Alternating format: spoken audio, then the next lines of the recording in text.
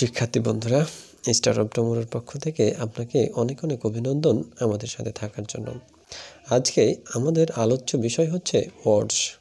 Word শব্দের অর্থ কথা, শব্দ, বাণী বা প্রতিশ্রুতি। কিন্তু রাইটার এখানে মেটাফরিক্যালি ওয়ার্ডস দ্বারা লিখনীকে নির্দেশ করেছেন। হতে পারে এটা কবিতা, হতে পারে গল্প বা নাটক অথবা গান। এটা দ্বারা তিনি কবিতা লেখার ভাষাকে নির্দেশ করেছেন। ওয়ার্ডস টাইটেলটি দ্বারা কবিতার সাথে মানুষের জীবনের ও প্রকৃতির মাঝে কী সম্পর্ক সেটি ফুটিয়ে তোলার চেষ্টা করেছেন। লেখক আমাদের শিক্ষা দিতে চেয়েছেন কবিতা আমাদের জীবনে কতটা গুরুত্বপূর্ণ।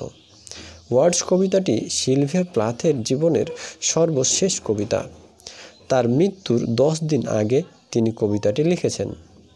তিনি 11 ফেব্রুয়ারি 1963 সালে আত্মহত্যা করবে বলে তিনি 1 ফেব্রুয়ারি কবিতাটি লিখেন। তিনি সিদ্ধান্ত নিয়েছিলেন তিনি লন্ডনে কোনো এক জায়গায় বাড়ি ভাড়া নেবেন এবং সেখানে তিনি আত্মহত্যা করবেন, কারণ তার স্বামী W.B. ইয়েটস সেখানে এক সময় থাকতেন। এই কবিতার টোন, মুড এখন আলোচনার থেকে কবিতার সামারি ও ক্রিটিক্যাল অ্যানালাইসিস জানার পর আলোচনা করলে বেশি বুঝতে পারবেন বলে আমি মনে করছি। তাই ক্লাসটি দেখতে থাকুন শেষ পর্যন্ত। কবিতার টাইটেল থেকেই বোঝা যায় যে ওয়ার্ডস কবিতাটির মধ্য দিয়ে তিনি নিয়ে এসেছেন কবিতার মধ্যে তার ধ্যান এবং তার যে চিন্তাধারা। ওয়ার্ডস দ্বারা তার চিন্তাধারাকে সম্পূর্ণরূপে প্রকাশ না করলেও কবিতাকে নির্দেশ করার জন্য এটি খুব একটা অনুপযোগী নয়। সংক্ষেপে একটা শব্দ অ্যাক্সেস বা অ্যাক্স দিয়েই শুরু করি। এই কবিতার শিরোনাম যেমন বহুবচন, কবিতার শুরুর লাইনে এই অ্যাক্সেস শব্দটিও বহুবচন। এই দুই বহুবচনের মধ্যে কবি আমাদের একটা সম্পর্ক খুঁজতে বলেছেন। অ্যাক্সেস এমন একটা জিনিস যা কাটতে পারে, শক্তিশালী এবং সম্ভাব্য একটা মারাত্মক জিনিস। একজন ব্যক্তি যখন কাঠের উপর কুড়াল দিয়ে আঘাত করে তখন কাঠে একটা কম্পন সৃষ্টি হয়। এখানে কবিতার মজার দিকটি নির্দেশ করেছেন। কাঠ কাটার শব্দটি প্রতিধ্বনিত হয়, তখন আমরা সেই শব্দটা 2 থেকে 3 বার শুনতে পাই।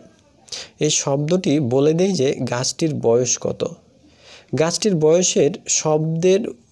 বয়সের উপর শব্দের প্রতিফলন নির্ভর করে। বয়স বেশি হলে কাঠটা বেশি শক্ত হয় আর তাতে গাছটির বয়সের বহিঃপ্রকাশ ঘটে। ঠিক একইভাবে ওয়ার্ডস দ্বারা কবিতার বংশ ও তার ইতিহাস প্রকাশ করেছেন। ওয়ার্ড শব্দটি মেটাফোর হিসেবে ব্যবহার করে তিনি কবিতাকে নির্দেশ করেছেন। কবিতা ইতিহাসের সঙ্গ নিয়ে আসছে। ইতিহাস যেমন আমাদের অতীতের সাথে সম্পর্ক করিয়ে দেয়, কবিতাও ঠিক একই কাজ করে। কবিতার মাধ্যমে আমরা তৎকালীন সময়ের আচার, ব্যবহার, সংস্কৃতি ও তাদের চিন্তাধারাকেও অনুমান করতে পারি।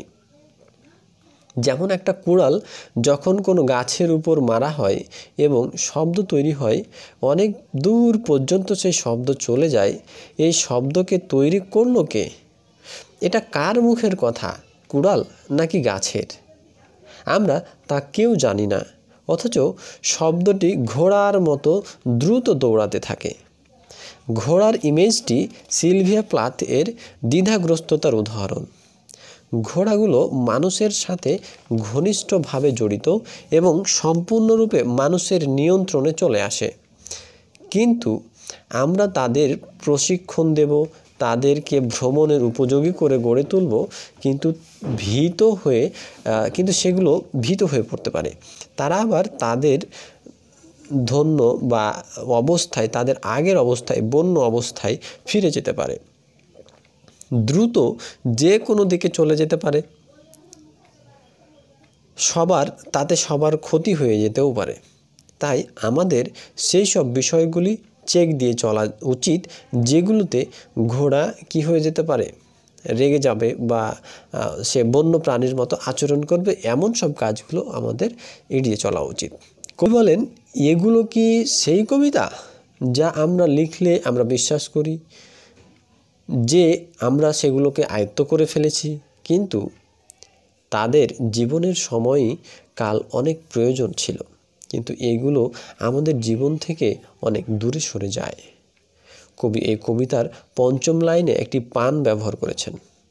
পান হচ্ছে এমন একটি কবিতার অলংকার যার একটা সারফেস মিনিং রয়েছে, কিন্তু সে অর্থে এটি ব্যবহৃত না হয়ে ভিন্ন অর্থে ব্যবহৃত হয়, অর্থাৎ দ্ব্যর্থক অর্থ প্রকাশ করে, আবার অন্তর্নিহিত অর্থে ব্যবহৃত হয়। এখানে সেন্টার শব্দটি এক্সেন্ট্রিক বা এক্সেন্ট্রিকসিটি শব্দ থেকে উৎপত্তি হয়েছে, এবং আবার ম্যাডনেস শব্দটি কন্ট্রোল ওভার অর্থে ব্যবহার করা হয়। সুতরাং এখানে এই পঞ্চম লাইনে তিনি একটি পান এর উপস্থিতি দেখানোর চেষ্টা করেছেন। দ্বিতীয় অনুচ্ছেদে গাছের ইমেজকে প্রাধান্য দেওয়া হয়েছে। যখন গাছ কাটা হয় তখন গাছের ভেতর থেকে এক ধরনের আঠা বা দুধ বের হয়, সেগুলোকে কবি গাছের কান্না বলেছেন। গাছের কষ্টগুলো বেরিয়ে গাছের আঠা হিসাবে আর আমাদের কষ্ট ও দুর্দশাগুলো বেরিয়ে আসে আমাদের কবিতা হিসাবে। এই বিষয়টি একটু তদন্ত করে দেখলে দেখা যায়, লেখক বলেছেন এই গাছগুলোর আঠা বা দুধগুলো বের করে দিয়ে নিজেকে শান্ত করার চেষ্টা করে, যেমনটা আমরা কান্না করার মধ্য দিয়ে নিজেদেরকে শান্ত করার চেষ্টা করি। একটা নদী যখন ভরা যৌবন থাকে তখন নদী অনেক উত্তল থাকে এবং পানি থাকে ঘোলা, তাই কোনো প্রতিবিম্ব দেখা যায় না। কিন্তু যখন শীতকাল বা যখন নদী শুকিয়ে যায় তখন সেই পানিগুলো অনেক ফ্রেশ থাকে, যেখানে প্রতিটি প্রাণীর বা প্রতিটি বস্তুর প্রতিবিম্ব দেখা যায়। কিন্তু এই গাছগুলো যে অশ্রু বা আঠা বের করে দিয়ে মানুষের জন্য আয়না হিসেবে, যেমনটা নদীতে সেই প্রতিবিম্ব সৃষ্টি হয়, গাছগুলো একটা আয়না হিসেবে নিজেকে উপস্থাপন করেছে, যেখানে মানুষের প্রতিবিম্ব সৃষ্টি করেছে। একটা শান্ত নদীর মতো এখানে নদী যখন শুকিয়ে যায় তখন পানিগুলো ফ্রেশ থাকে, আর পানির নিচে ছোট ছোট যে পাথরগুলো থাকে সেই পাথরগুলোর উপর একটা প্রতিবিম্ব দেখা যায়। তেমন গাছের আঠাগুলো গাছ বের করে দিয়ে সে মানুষের মতো আচরণ বা মানুষের প্রতিবিম্বটা সেখানে সৃষ্টি করেছে। মানুষের জীবনের কষ্টের সময় মানুষ কান্না করে, একইভাবে গাছগুলো কান্না করে মানুষের মতো নিজেকে শান্ত করবে। এই ইমেজটা শান্ত নদীর মতো মানুষের জীবনের প্রতিফলন করেছে। তৃতীয় অনুচ্ছেদে এসে সেই পাথর টুকরা মাথার খুলির মতো হয়ে যায় এবং ধ্বংসপ্রাপ্ত হয় এক সময়, অর্থাৎ এই পাথরের উপর বিভিন্ন ঘাস পাতা জন্মে, ফলে মানুষের প্রতিবিম্ব তো দূরে থাক, পাথরের অস্তিত্বও খুঁজে পাওয়া খুব কঠিন হয়ে পড়ে। মৃত্যু বিষয়ক মেটাফর ব্যবহার করে তিনি বলেছেন, মৃতদের কবি বা মৃত কবিদের কবিতাগুলো কিভাবে জীবন্ত মানুষদের কাছে ব্যবহার উপযোগী বা জীবন্ত মানুষরা এগুলো কিভাবে পাঠ করে। যেমন 1963 সালে সিলভিয়া প্লাথ মৃত্যুবরণ করেছেন, কিন্তু আমরা পাঠকরা তার কবিতাগুলোকে এখনও আগের মতোই পড়ে যাচ্ছি। সম্ভবত এই কবিতাই হচ্ছে তাদের সেই উত্তরসূরি। যারা রয়েছেন তাদের মধ্যে রয়েছেন রোল্যান্ড বাথেস এর দ্য ডেথ অব অথর এবং W.H. ওয়ার্ডেন্স এর এলিজি, যেটি লেখা হয়েছিল W.B.Yeats-এর জন্য। এই সব কথা বলে এবং এদের মধ্যে দিয়ে কবি ও কবিতার মধ্যে বা কবিতাকে তিনি মডিফাই করেছেন। তিনি বলেন, জীবিতরাই অতীতের কবিদের বাণী বর্তমানে বাঁচিয়ে রাখে। এই কবিতার সামারিকে সংক্ষেপে বলতে গেলে এখানে আমরা আবিষ্কার করলাম যে থার্ড স্ট্যাঞ্জা থেকে ফোর্থ স্ট্যাঞ্জায় বা ফাইনাল স্ট্যাঞ্জায় কবি পদার্পণ করছেন। কবি তার কবিতার শব্দ, অর্থাৎ যে বিষয়টিকে রূপক বা যে বিষয়টিকে কেন্দ্র করে তিনি কবিতাগুলো লিখছেন, তিনি সেটার সাথে সাক্ষাৎ করেন কোনো এক রাস্তায়। তিনি ভাবেন তার শব্দের উৎপত্তি স্থল যেখানে, সেখানে যাওয়া দরকার, এবং সেখানে গেলেন এবং তিনি দেখলেন সব কিছু শুষ্ক অবস্থায়, ড্রাই এবং রাইডারলেস অবস্থায় রয়েছে। এই কবিতার প্রথম অনুচ্ছেদে আমরা ঘোড়ার ইমেজগুলো দেখেছি, যেখানে ঘোড়াগুলো ছিল বন্য এবং চালকহীন, আর লেখক হচ্ছে মুক্ত ঘোড়ার মতো, যেগুলো কারো নিয়ন্ত্রণে থাকে না এবং দ্রুত ছুটতে পারে, এবং তাদের সেই চিন্তাধারাকেও দমিয়ে রাখা যায় না, যেমনটা পাগলা ঘোড়াকে দমিয়ে রাখা যায় না। এমনকি লেখকেরা মারা গেলেও তাদের চিন্তাধারা যে জীবিত থাকে মানুষের মাঝে, মানুষ যে চিরকাল তাদের সেই কবিতাগুলো পড়তে থাকে বা সেগুলো সম্পর্কে জানতে থাকে, তিনি এটি আসলে উপস্থাপন করার চেষ্টা করেছেন।